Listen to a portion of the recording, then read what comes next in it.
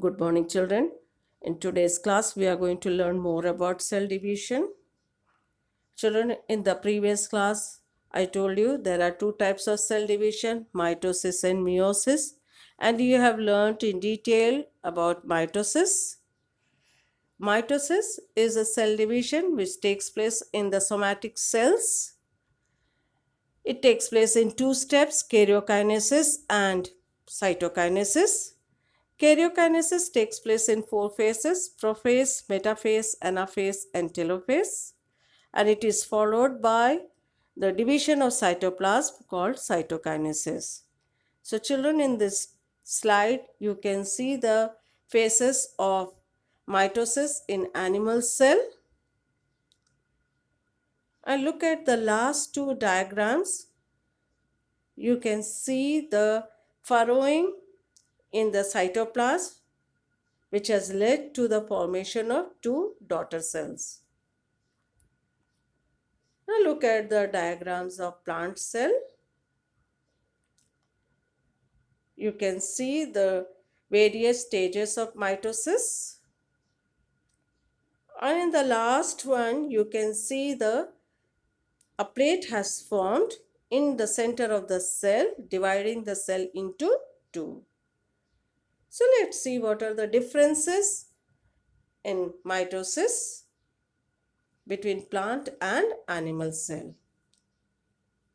In animal cell, asters are formed because of the presence of centrosome, whereas in plants, asters are not formed because there is no centrosome found in plant cell. But still, spindle formation takes place due to some molecular mechanism. In animal cells, cytokinesis happens by furrowing of cytoplasm, whereas in plant cell, cytokinesis takes place by cell plate formation.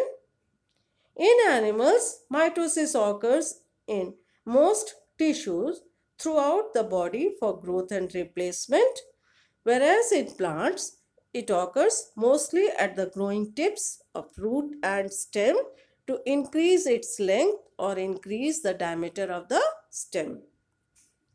Now, what are the significance of mitosis? So, mitosis is required for growth of body size, for repair of damaged and wounded tissues, for replacement of the old and dead cells, for asexual reproduction, and it also helps in maintaining the same chromosome number in daughter cells. Now let's see what is cell cycle.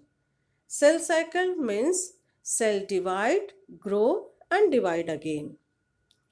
As the new daughter cells are formed, these cells are very small in size and has low volume of cytoplasm. So they cannot immediately enter into the cell division again. So it enters into a resting phase called interphase, where it prepares itself for the next cell division. So this interphase is divided into three phases: first growth phase, synthesis phase and second growth phase. Let's see what changes occurs in the cell during these phases.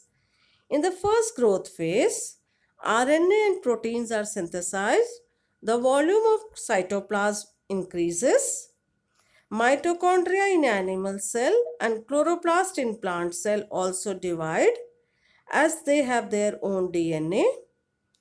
In the late G1 phase, either the cell withdraw from cell cycle or it start preparing for the next division by entering the next synthesis phase. So why it withdraws? So if the cell is not ready enough, it can withdraw and enter again into the resting phase. Otherwise, it goes into the next synthesis phase. So in the synthesis phase, DNA is synthesized and chromosomes are duplicated. Now the cell enters into the next phase, that is called the second growth phase, which is a shorter one. In this phase, more RNA and proteins necessary for cell division are synthesized. Now the cell is ready. It's matured enough to undergo the mitotic phase. So the cell division starts and the cell divides into two. So in this way the number of cells increases.